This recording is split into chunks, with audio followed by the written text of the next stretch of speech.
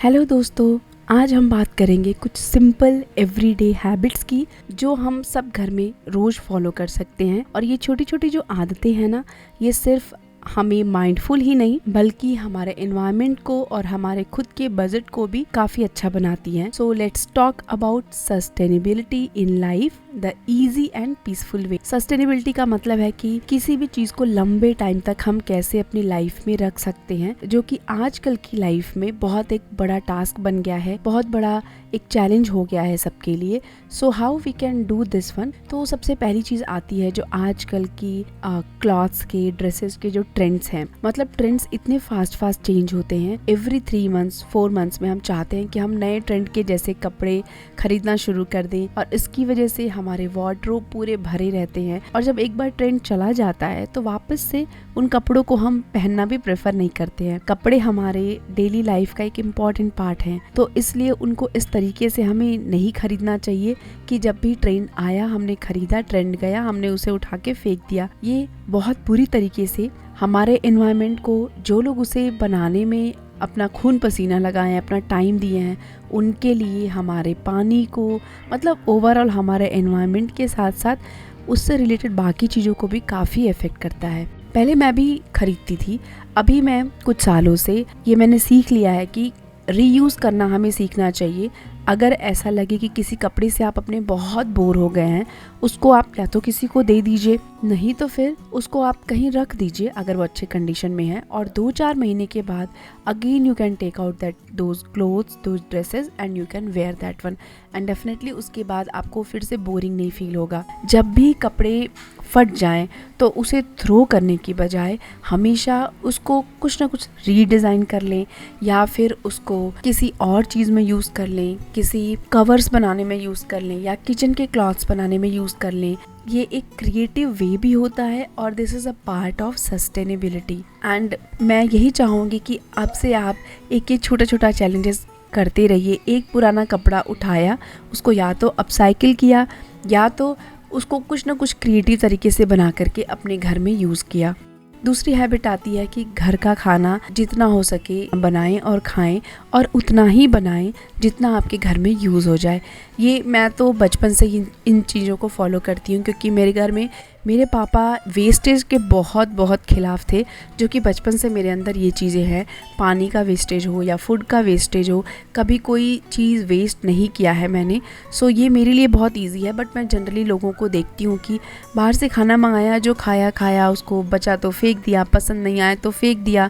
उसके साथ साथ हमारे घर में कितने सारे प्लास्टिक कवर्स, प्लास्टिक बॉक्सेस आते हैं, और कुछ लोग ये भी करते हैं कि बहुत सारा घर में खाना बना लिया और उसके बाद उसको थ्रो कर दिया, which is not good for us.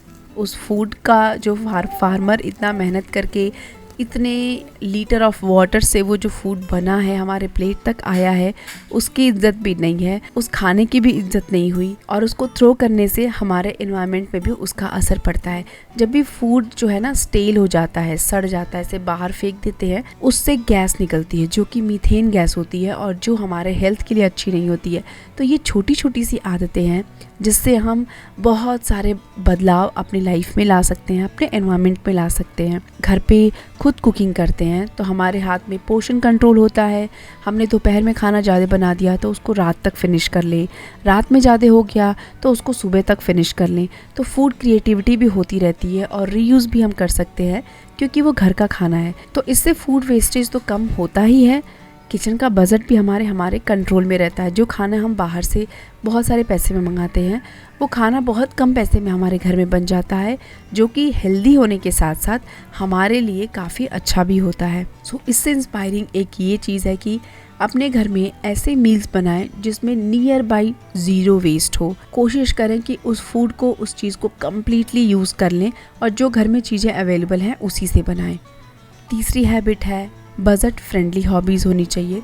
जब भी हम फ्री हो ना, उस टाइम कुछ ना कुछ बनाते ही हैं। स्पेशली मैं जब बहुत फ्री होती हूँ तो मैं गार्डनिंग करती हूँ, पेंटिंग करती हूँ, अपना ऑर्गेनाइजेशन करती हूँ। अभी मेरे को शौक़ आ रही है थोड़ा सा एम्ब्रॉयडरी सीखने में, बट अभी उतना टाइम नहीं मिल रहा है।